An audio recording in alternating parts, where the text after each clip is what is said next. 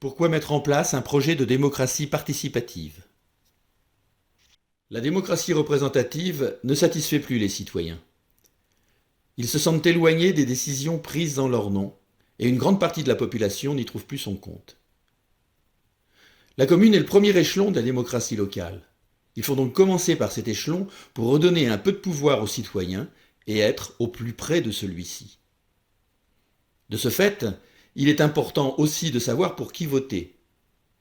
Les pouvoirs du maire sont très étendus et suivant son ancrage politique, il peut favoriser telle ou telle catégorie sociale.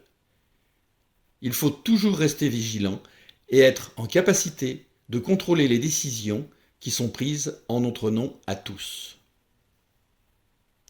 Il est évident qu'il faut redonner aux Brévinoises et aux Brévinois l'envie de s'investir dans la gestion de la ville et dans des projets collectifs. Comment impliquer les citoyens et comment s'y prendre? Par la création des assemblées de quartier et des conseils de secteur. La commune sera divisée en 6 secteurs qui comprendront X quartiers à définir. Chaque secteur sera représenté par un conseil de secteur. Chaque quartier, réuni en assemblée, élira un représentant au conseil de secteur. Chaque conseil de secteur élira un représentant auprès du conseil municipal. Il y aura donc 6 représentants qui pourront assister au conseil municipal et intervenir lors d'une interruption de séance. Leur avis restera purement consultatif. Un adjoint à la démocratie locale fera le lien entre les conseils de secteur et le conseil municipal. Un budget participatif de 5% du budget global d'investissement leur sera alloué pour la réalisation de leurs projets. Nous mettrons en place une charte de fonctionnement des conseils de secteur et assemblées de quartier par un comité de pilotage composé d'élus, de citoyens tirés au sort, des représentants du monde associatif. Ce fonctionnement peut être amendable et remis en question, mais toujours dans le respect de notre engagement de programme. Nous aurons peut-être à l'étoffer en nous nourrissant de l'expérience d'autres communes. Par ce projet, nous voulons nous différencier des autres candidats qui, s'ils parlent d'associer les Brévinois au projet de la commune, ne nous expliquent surtout pas comment ils s'y prendront. Voici quelques exemples de thèmes qui ont été abordés dans des assemblées de quartier dans différentes villes de France. Par exemple, à Brest, le service démocratie locale et citoyenneté a voulu favoriser l'expression écrite en soutien aux journaux de quartier. À Rennes, la mairie en met en place des blocs de quartier pour faire remonter la parole des habitants. Nous voulons partir des quartiers pour avoir l'avis de nos concitoyens pour mener à bien certaines de leurs actions. Proposition de jardins partagés, square de jeux pour les enfants, ressourcerie, chemin de promenade éco-quartier, co-construction, décentraliser un spectacle amateur de musique, de théâtre, etc.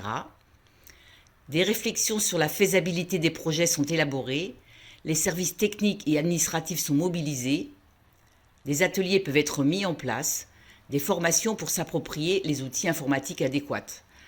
Un grand espoir de redonner le pouvoir aux citoyens existe, il faut nous donner les moyens de le mettre en place.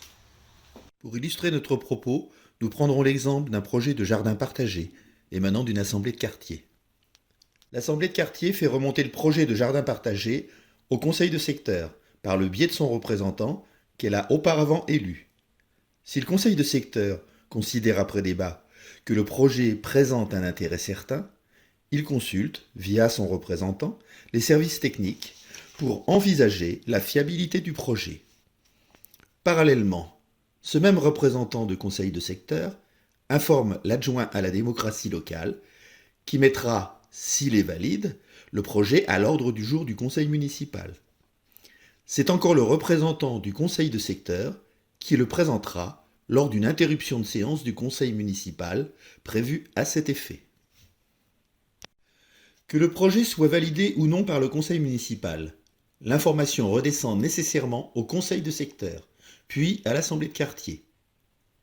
Si le projet est accepté, il s'agira alors d'expliquer aux habitants du quartier comment se déroulera la mise en place du jardin partagé. Si le projet est refusé, il faudra nécessairement en donner les raisons aux citoyens. Dans les 2 cas de figure, il sera souhaitable qu'une personne des services techniques intervienne lors de l'assemblée de quartier.